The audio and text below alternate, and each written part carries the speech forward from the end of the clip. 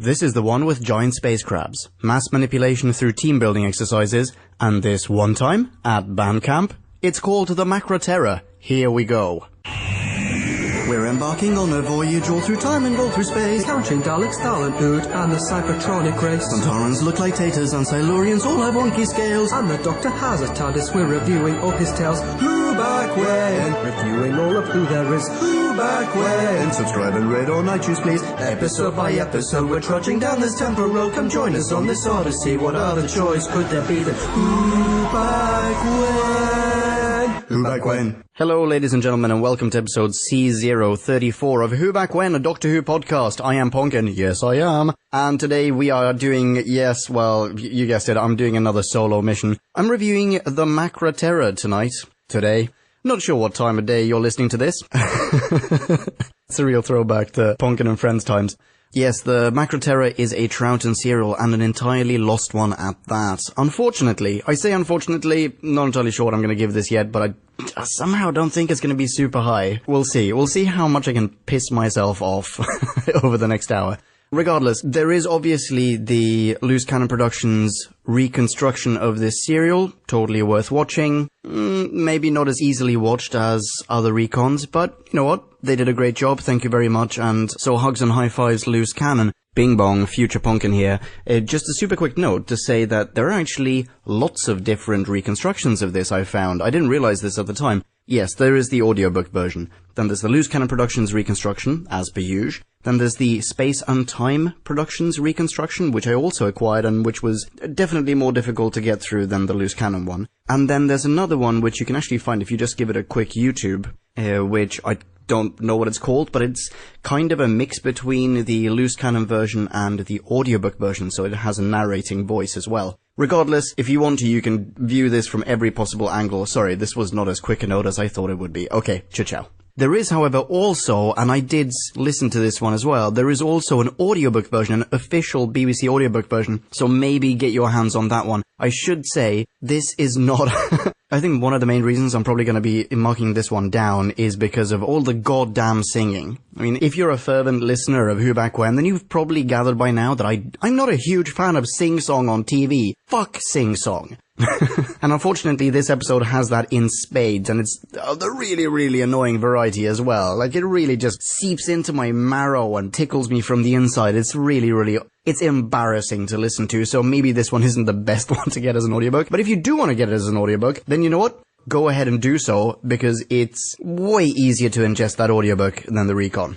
Anyway, here's what the Macra Terror is about. Let's jump into a bite-sized chunk of Who, which is our little Doctor Who Serial of the Week blurb, if you will. Bite-sized chunk of Who. Just a quick B-scour this time, he thinks. Doc and his companions, Polly, Ben and Jamie, aka PB&J, materialize on a human colony on some rock somewhere, goodness knows where, and Time Lord knows when. The people there are cheerful and musically inclined, singing in choirs and spending most of their time in band practice, but all is not as good as it seems. One of them, Doc, is accused of being a madman because he claims to have seen great frightening creatures outside the colony and refuses to undergo treatment, quote-unquote, for his alleged hallucinations. Dum-dum-dum, B-scow over, don't mention it, podcast land. Let's do some introductory trivia. Numero uno. Spoiler alert. So, you probably already know this, but this serial introduces the Macra. The Macra are they're these huge crabs, basically, and if you don't know them from this serial, then you may know them from a David Tennant serial called Gridlocked, which is a third season of New Who serial. Episode. What the fuck am I saying? Anyway. So obviously they're like these awesome CGI crabs. In fact, you know what? I don't really remember if it's an awesome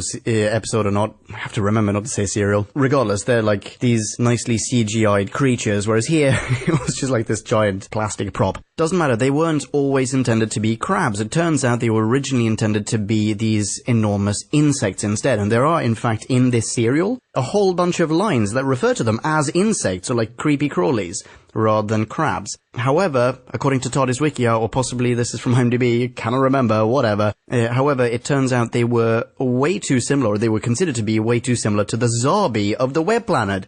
God, the Web Planet is awful, and the Zarbi are absolute pans. Thank God they changed it. Anyway, they decided against it because of that, and went with crabs instead. Ladies and gentlemen, if you aren't familiar with the Web Planet, Google image search it, just so that you get an image of the Zarbi and the Menoptera. They would be the ants and butterfly creatures respectively, and also have a listen to our review of that. I reviewed that with original co-host and Who Back When co-creator Flapjack, and it remains one of my favorite episodes of this podcast. That's enough jerking myself off here. Anyway, next point of trivia. This story follows on immediately from the Moonbase. So the Moonbase, that's the last classic that we reviewed. Listen to that review as well. Did that one with Nick. This one follows on immediately after that. So at the end of the Moonbase, we got to see a claw. Sorry, spoilers for the Moonbase. In this one, we start off and we don't get to see that claw. It's not like previously on Doctor Who. It's just, everyone knows that they saw it, right? It's an immediate continuation. And I'm gonna add one more piece of trivia, solely because it makes no sense to me. And I wouldn't have picked this up if it hadn't been mentioned on TARDIS Wiki, I think. Okay, so, you know what? I'm gonna read this verbatim from TARDIS Wiki. Here goes. Sandra Bryans, who played Chicky in episode 1, asked to be released from her contract so she could accept another, more attractive offer of work. This was agreed to by Lloyd, and so, in an unusual move, the role was recast for episode 4, the only other episode in which Chicky appears, going instead to Carol Keyes. Okay, so I just read that verbatim off TARDIS Wiki. That's bullshit, okay? Obviously, whatever other offer she had going on the side was going to be more attractive because, as far as I recall, I don't even, you know what? Fuck it. I don't recall a character named Chicky in either episode 1 or 4. Chicky must be one of the, hot babes who are, twirling batons during band practice in episode 1 and then later on in episode 4. As far as I recall, there are no lines. There's nothing distinguishing these people from one another, as in, there's nothing distinguishing Sandra Bryant's character from Carol Keyes' character. They could be the same. Most likely they're not the same. Let's just say that they're not the same character because they're being played by two completely different women, and not give it the same name and not pretend that there's some sort of controversy here. This is bullshit. Oh, fantastic. Anyway, I really wanted to mention that. Doesn't matter. Let's jump into this serial with Bing Bong Ponkin here with a quick note from the future. Weeks after watching the recon, listening to the audiobook and recording this review, I realized there was an intro to the recon I'd previously missed, and you can actually find this on Dailymotion as well. I'm going to try to embed it on this post on whobackwhen.com. So just to say a few words about that, it features Terence Lodge, who plays Medoc, speaking into the camera about some of his experience shooting the serial. You can pretty much summarize this in even less than a handful of bullet points, but it is totally worth watching. Number 1, he confirms this was shot in a quarry in Dunstable, and yes, it is that very same quarry where pretty much every other alien landscape was shot. And then he complains about the weather. He talks about them having been directed to splash as much as possible in the rain and so on and so forth. And because it was so cold, he also points out, quite amusingly, that the BBC would provide generous portions of brandy between takes. So that's pretty cool. He also talks about the two women that I will have mentioned in the trivia intro bit, the character who was recast between episodes. So the first one of them, cannot remember her name now for the life of me, apologies for that. She also appears in The War Machines as Kitty, and the Kitty, sure you recall, is the young woman in the club who answers the phone for Dildo. That's Dodo. And the other one, her name's Carol Keyes, I know that. She also appears in Frontier and Space. She also has a whole bunch of Hammer credits, and this is sampled in the intro, it's pretty amazing, she's that hotel guest whose left breast John Cleese as Basil Fawlty accidentally fondles from around a corner when he mistakes her nipple for the light switch. Holy crap, I remember seeing that as a child. That was a seminal moment in my boyhood. Anyway, that's Fawlty Towers, not Doctor Who. Regardless, that's a little bit of trivia about those two. Let's get back to my past, your present. Ugh, whatever. Back to the show. Episode 1. Well, actually, before we even get into the meat of episode 1, check this out, ladies and gents. We've got a new title sequence. Maybe I should have mentioned this during the introductory trivia. You know how some title sequences have the Doc's face in them? Well, this is where that tradition started, and it's quite different and certainly more modern looking, a title sequence. We still get the same music, and there's actually a bit of trivia associated with that as well. Shit, I should have just said this before. Turns out a new theme had been composed and recorded, but something went wrong during production, and they didn't include it here. Spoiler alert, we're gonna get new music in the next serial though. Pretty cool. If I can find it, I'm sure I can find this on Dailymotion or YouTube or something. I will embed the new opening animation thingy on this post on whobackwhen.com. Anyway, right, let's get on with it. We open on this one time at band camp, where a bunch of human colonists on a planet somewhere far, far away are practicing their latest song and dance routine, and we meet 4 people right off the bat who are going to be of interest in this serial. The pilot, which I think is an odd thing to call him. He's just a colony leader, and actually this is explained on TARDIS Wiki as well, and I may have just missed it in the serial, I don't know, but it's a colony somewhere in space, right? And on the way there, the dude piloting the ship was also the group's head honcho, unlike modern sci-fi where the pilot isn't the leader, but the dude or dudette at the joystick, doing whatever the captain tells him to. Anyway, point is, they kept the tradition of referring to their leader as pilot. Moving on. The next character to be introduced is Barney, the band leader. I take it back, he's not really that important to the story. Then Ola, he's very important. He's the chief of police and a bit of a cockhat. And bada bing, lastly, a dude named Medoc, who unlike everyone else doesn't want to just shove a flute up his pussy and instead is apparently mega paranoid and stark raving mad. Medoc runs out of the compound and the pilot and Ola, I'll think of appropriate nicknames for them later on, determine that Medoc, quote, refused treatment, end quote, and must be apprehended super duper pronto. So Medoc runs around the rocky landscape outside the compound and, well, figuratively, bumps into the TARDIS that suddenly materializes before him. He's hysterical and aggressive. So BJ, that's Ben and Jamie, subdue him. Ola, let's just call him Hola Amigo. Anyway, he arrives with some of his guards or policemen or whatever in tow and arrests Medoc. An interesting note here, I think anyway, is that the guards look very much like the Robo-Men in the Peter Cushing movie Doctor Who Daleks Invasion Earth 2160 AD. They've got the helmets, they've got the sunglasses, and they've got the look of what the heck am I doing here on their faces. Might include a comparison shot on the website as well. Moving on again, because Doc and PB&J helped apprehend him, they're now automatically friends of Hola Amigos, and subsequently of the pilots as well. Well, I say friends. In point of fact, they're introduced, and this will nicely bookend the story as well, as strangers. We don't know you are strangers, but we are grateful. To clarify, Pilot, these are the strangers that have helped us.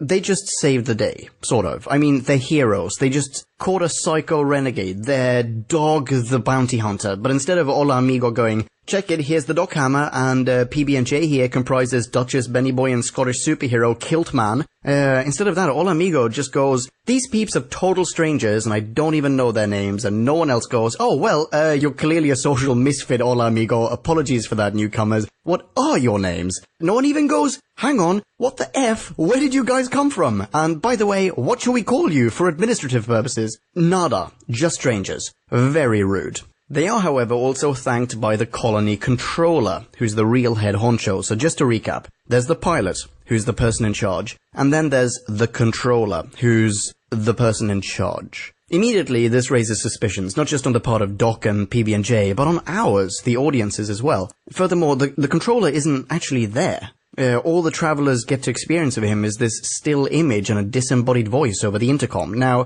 Wikia confirms that this is a time in human future history when technology had taken a step down in terms of its complexity, but just, you know, showing a still image instead of a live video stream is a bit odd. I mean, they're advanced enough to survive on a distant planet. They're advanced enough not to be surprised by strange bipeds arriving on their planets, you know. They're advanced enough to know that they came from a different world, so why wouldn't they have Skype, right? Whatever. So the gang helped the colonists, right? And that deserves a payment of some sort. And how are good deeds repaid in the future? With shampoo. That's how. Which reminds me, they're in the future. Or so Doc, wait for it, guesses, which doesn't sound like a special thing, but it is actually quite a novel approach. Well, according to my calculations, we're certainly in the future and on a planet very like the Earth. How do you know? I don't know, I'm guessing. So our intrepid travelers are basically treated to a spa and laundry day. Shampoo, and I think a haircut for Polly, if the visual is anything to go by. Some skin treatment, I don't know, anti-pore gunk treatment or something for Benny Boy. Can't remember what Jamie gets, who cares, he looks like a prince at the end, Polly says. And a polish and subsequent rough and tumble session for Doc. Which sounds like he's going to go bang a robot. And it's pretty telling of Troughton's character, because he steps into the clean-up machine and he comes out all nice and shiny, but feels really uncomfortable and so steps right into the rough and tumble one, which makes him look all disheveled again. It's pretty awesome. Another fun thing to note here, though, is the first instance of sexism in a while. Well, since, hey Polly, why don't you be a real hero and make us all some coffee in between screaming in terror, will you? From the Doc of the last serial. The Moonbase, that was. This time, Polly is described as... Actually, no, let's soundbite this. Oh, very nice. Very nice indeed. You must certainly be the most beautiful young lady in our colony, and are quite sure to be elected our next beauty president. Thank you very much. Oh, not at all. It's all part of our service. Two things. One, she's immediately told she's pageant material. And two, the dude casually confirms that it's his job to tell her that. Build her up, smack her back down. Classic Who. Anyway, let's speed along. This serial's actually fairly linear, so shouldn't take too long. We get a little spiel from Medoc about there being horrible monsters outside, which, shit, totally should have said that earlier. The last serial, the moon base. Did I say this? Actually, I may already have said this earlier. Anyway, the last serial, the moon base, it ended with them materializing on this planet and seeing a giant claw on the scanner. So clearly there's some crazy shiznit brewing somewhere, right? And spoiler alert, Medoc isn't just totally bonkers. Hola Amigo doesn't care though. Medoc spouts his supposed paranoia and is carried away to jail. Cut to the Doc, breaking him out of jail. Yep, Medoc didn't have to pull an Andy Dufresne in this one. Doc just provided him with the proverbial Raquel Welch poster. Hope I didn't just spoil the Shawshank Redemption for anyone in podcast land, by the way. Anyway, before Medoc disappears, he mentions the monsters again, so that's pretty established now. Weirdly, this whole thing doesn't get the Doc into trouble. His defense is just that he was the one who apprehended him in the first place. That's ridiculous. Like, oh, sorry, psychotic mother, we're going to arrest you for murdering your child. Oh, you're the one who gave birth to it in the first place? Oh, I guess that's fine then. What the F, Doc? That's not a legitimate defense. Why would they buy that? In any event, they do. Doc makes a snide remark about the Macra somehow. He says people are crawling all over the colony, which is how Medoc described the monsters outside. Spoiler alert, Macra. And Hola Amigo gets an inward boner and tells him not to phrase things like that, or he'll be sent to the hospital for correction too. So, Ola's clearly a bad honcho. Next up, the labor center, where only a vague explanation of the work is provided. They refine gas, is all they say. Why? Because the colony depends on it, despite people apparently developing the worst possible case of coal miners' lungs imaginable in that labor center. Final plot point of the episode alert, or plot points? Final plot point repeated loads of times is what I should be saying. Doc slips away and meets up with Medoc, who tells him there are giant crab monsters around, but if you tell anyone about them, you get brainwashed in their hospital. Then guards approach, and Doc heads off again. Then Doc goes to see Medoc again, and is told the same thing all over again. Then he slips away, then rinse repeats one more time, I think. Fucking hell. Until they hole up in some abandoned building, only to see, cliffhanger alert, a giant crab monster, with a smile on his face and, no lie, blinking light bulb eyes.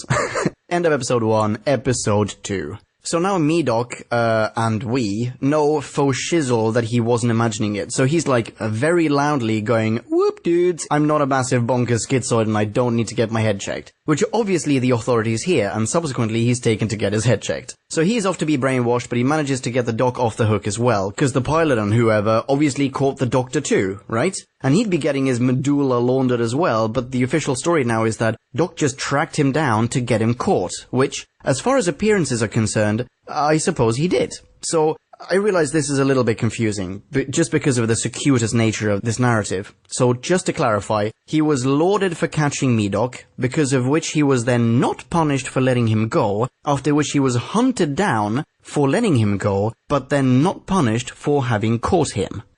Jesus balls, I need my brain washed after that. Anyway, the troop isn't out of harm's way yet. They're now going to be brainwashed in their sleep instead, which I feel is a little too surreptitious. Like, why sneak around with it? Why not just grab them by their lapels, thrust them into the head-shrinking compound, and be done with it? After that, they'd no longer complain, right? Not even about having been brainwashed, so what's the big effing deal? Or here's a revolutionary idea. Why not pop a cap in their asses and be done with it? Do the colonists need them? No.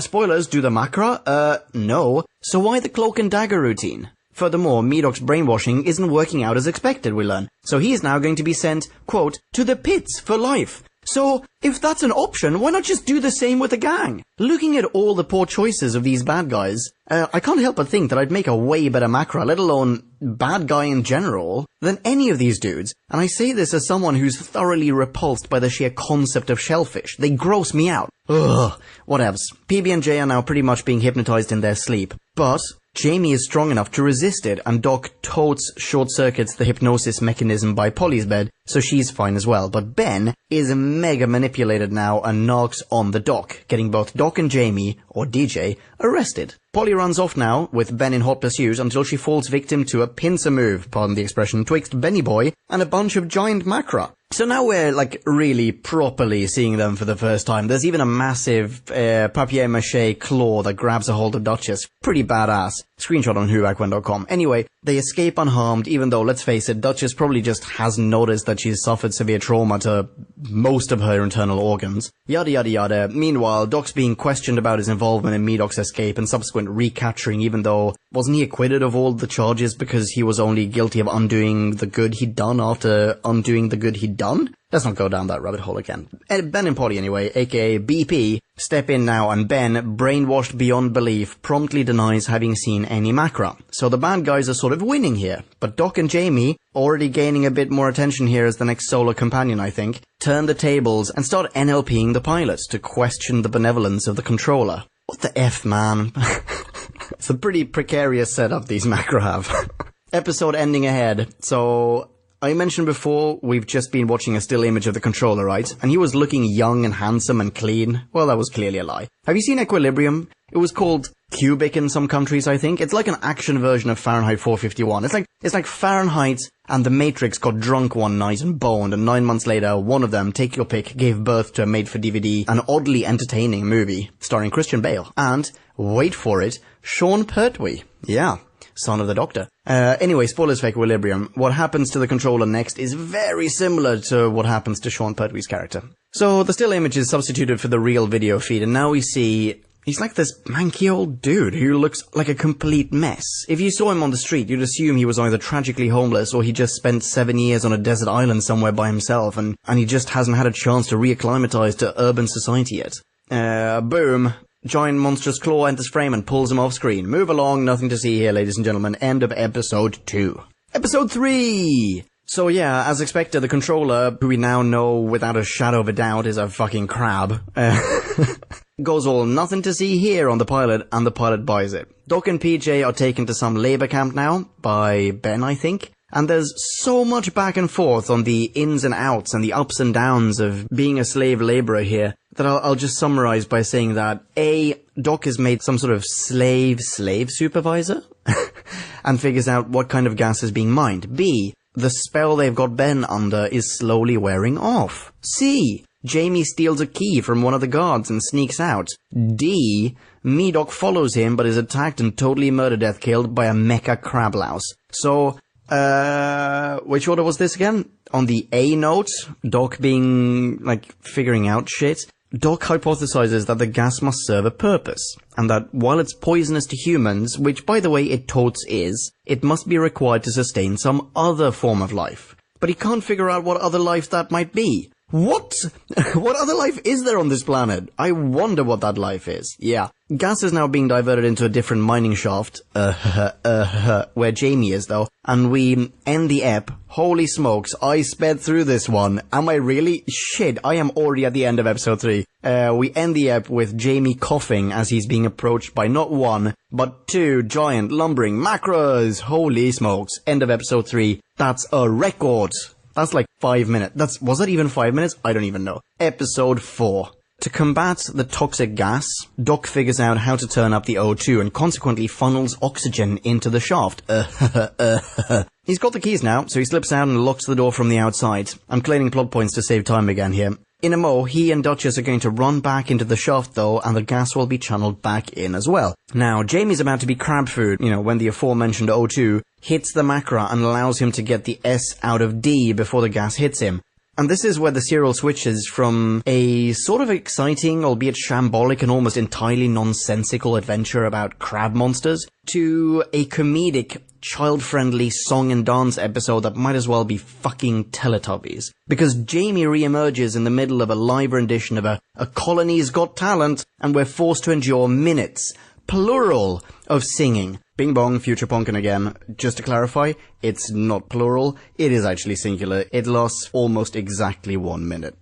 It is pretty horrendous though. In fact, here's what it sounds like. What do you know? We all know control is right, and we must obey. Let them know, let them know. Let them know they're happy. Greet the morning with a shout. Everyone up, the sun is out. Rah, rah, rah! Rah, rah, rah! Can someone please get me some cotton buds to stop the blood from seeping out of my ear holes? Anyway, Jamie's mistaken for a dancer, does a dance, is lauded for his dance, dances out of the scene, dance.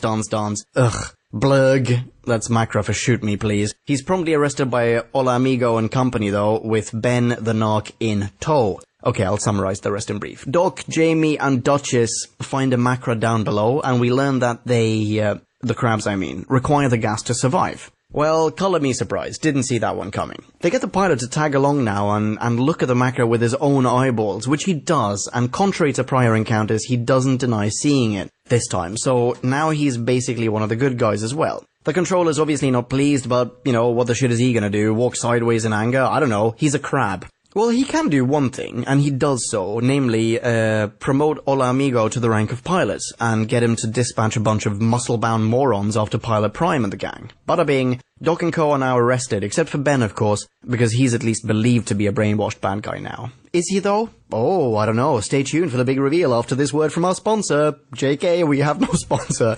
He is not. The controller orders everyone to vacate the premises in 4 minutes, which is a pretty precise deadline, and it turns out gas is being vented in again, and the Macra clearly just don't want to damage their slaves. Ben is back to normal now, though, and under instruction from the dock hammer, pulls a few levers, and blows the place sky high. Done. To round off the serial, we go back to Teletubby Land with no more mention of the Macra whatsoever. They've Jesus Christ. All of a sudden, it's clarified that they've been under the spell of, like, en masse, they have been under the spell of these crazy, vicious, super evil, fairly nefarious crab monsters. Yeah.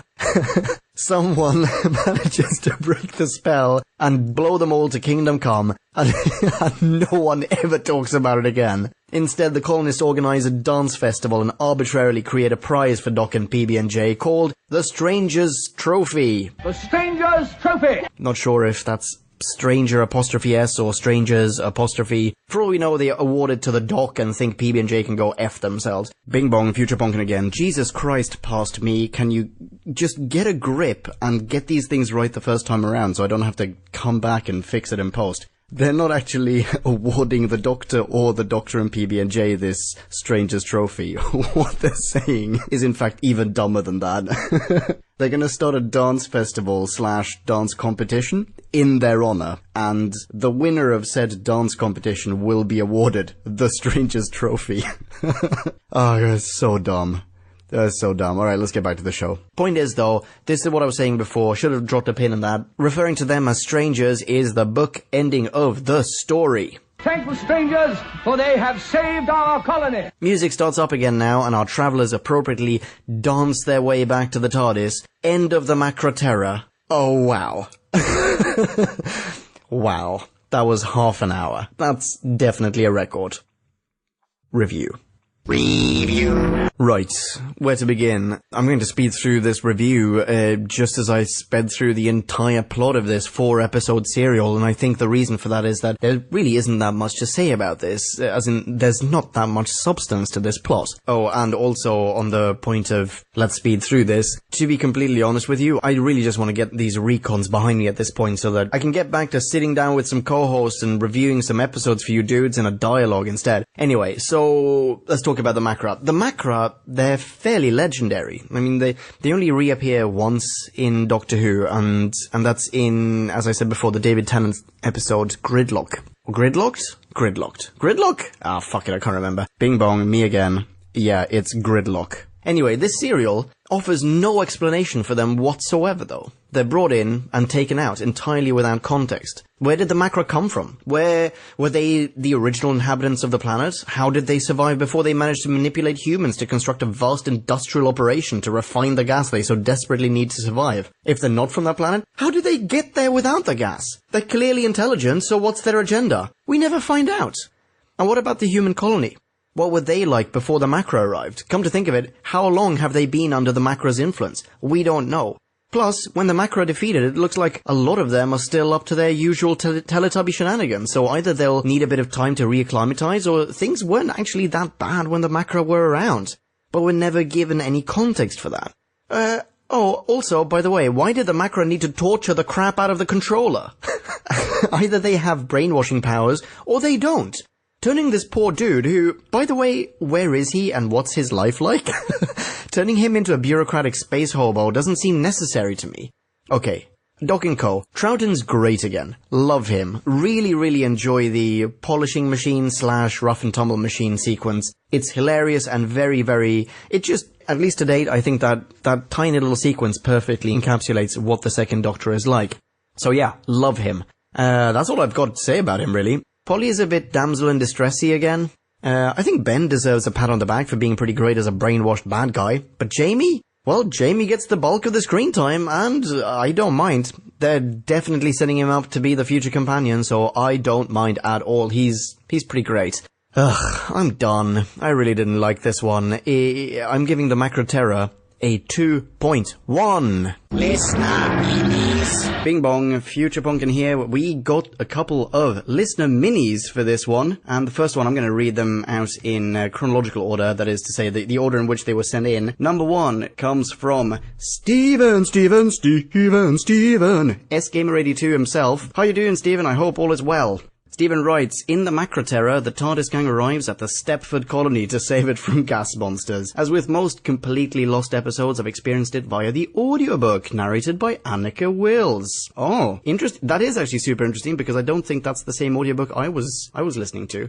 Mine was narrated by a dude, I'm pretty sure. If at all. God, now my mind is drawing a blank. Okay, anyway, Stephen goes on. The highlight of this serial for me comes from that I think this is the episode where Jamie McCrimmon starts to really show his stuff as a companion. Very true. While re-listening to the audiobook to do this review, I counted more than half a dozen instances of Jamie being the one who took action or showed the most common sense. My personal favourite such instance being Jamie being the one able to resist the colony's brainwashing while Ben falls victim to it and Polly gets an assist from the Doctor. Ben was the one mostly in distress as he struggled against the control of the colony and Macra. Though it was nice to see Ben pull out of it mostly on his own, it didn't feel like Polly had as much to do this time around. But with Jamie getting some belated spotlight, I don't mind that too much. The Doctor was more clownish than serious this time around. Was what probably got the biggest chuckle out of me was his deliberately getting into a machine to make a mess of himself and upgrading his score from a 10 to an 11. Yes, definitely.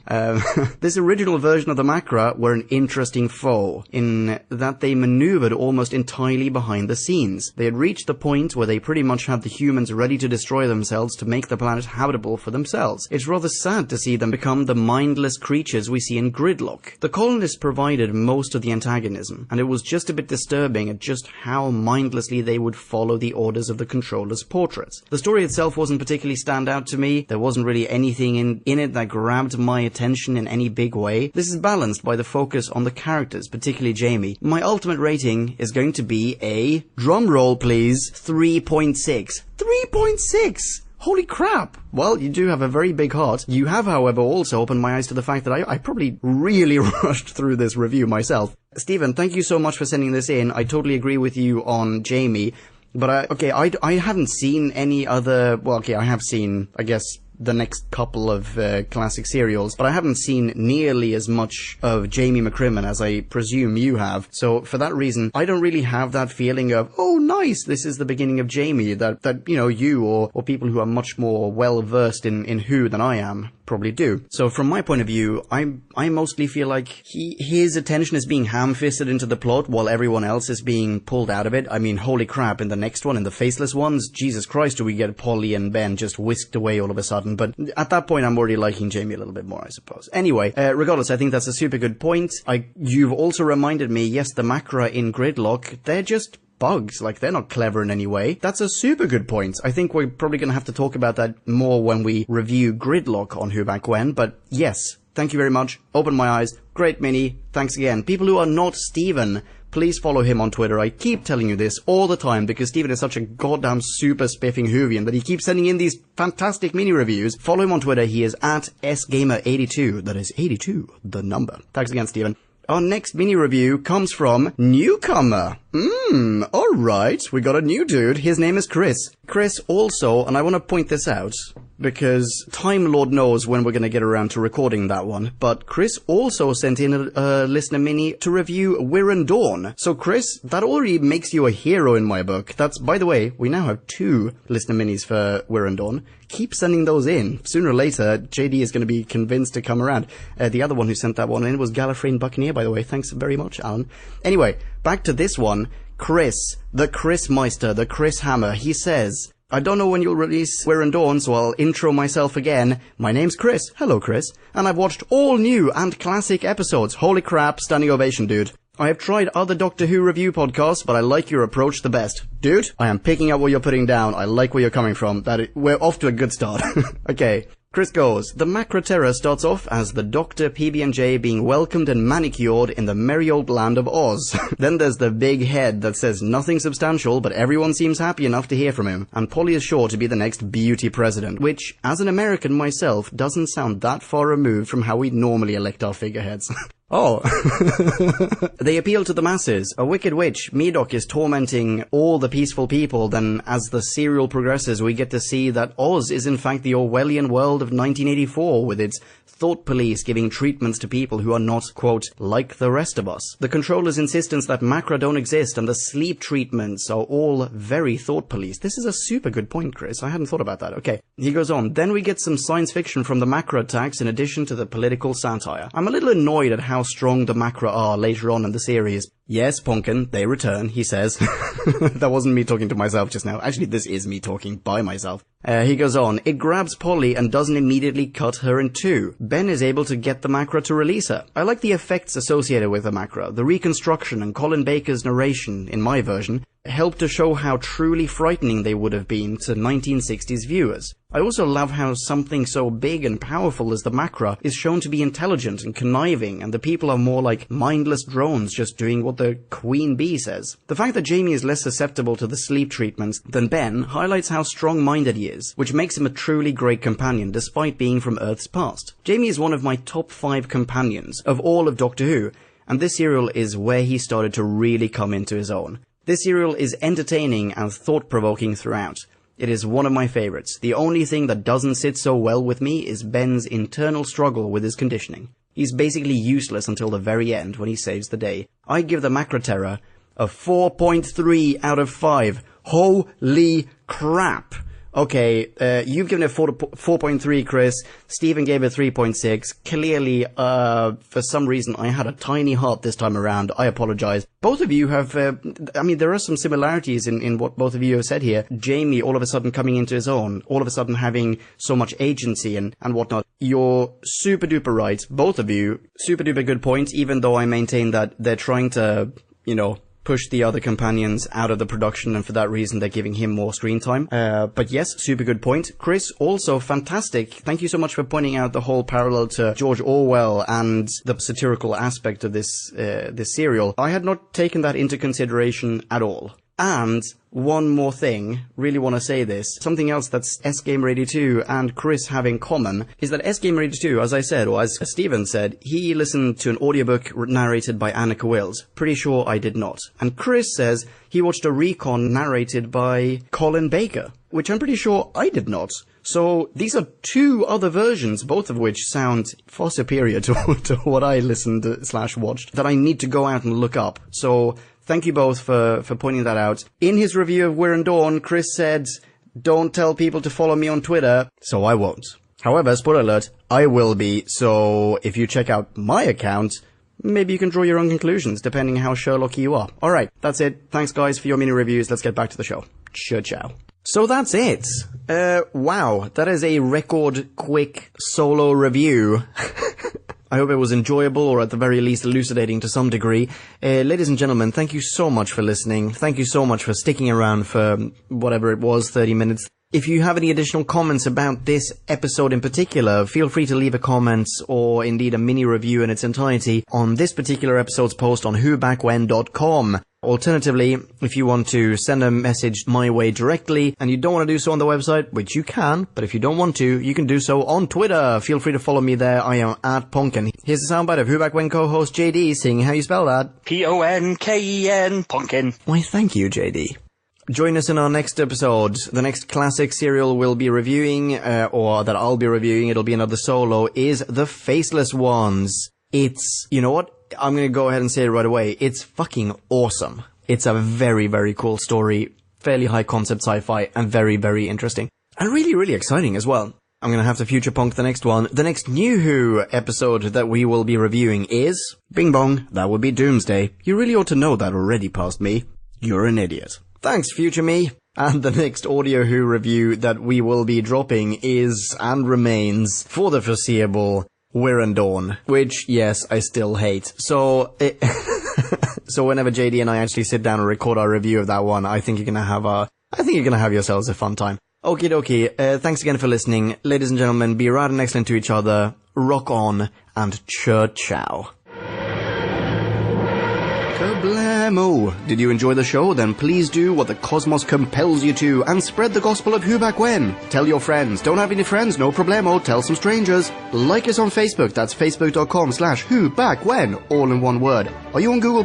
Then find us on Google+. That's plus Who Back When. And when you do, tell us why you're on Google+. Who Back When just got its very own Twitter account, no lie, so give us a follow. You guessed it, that's @WhoBackWhen, all in one word. Check us out on SoundCloud, vote us up on Reddit, listen to us on Stitcher, and head on over to our website, whobackwhen.com, where you can leave a comment, submit a review of your own, and peruse our visual index of aliens, monsters, and more, which increases in kablamos with every episode. And lastly, give us a rating and review on iTunes. Not only would it make us super chuffed, and it really, really would, but as thanks, we will transmigrate your iTunes nom de plume into the credit list of trailers for fake Doctor Who audiobooks produced by Who Back When. Have a poke around our bonus episodes to make more sense of that. That's it. Rock on and be rad and excellent to each other. Catch your earballs in our next classic Who review, new Who review, or, still funny, audio Who review. Ciao.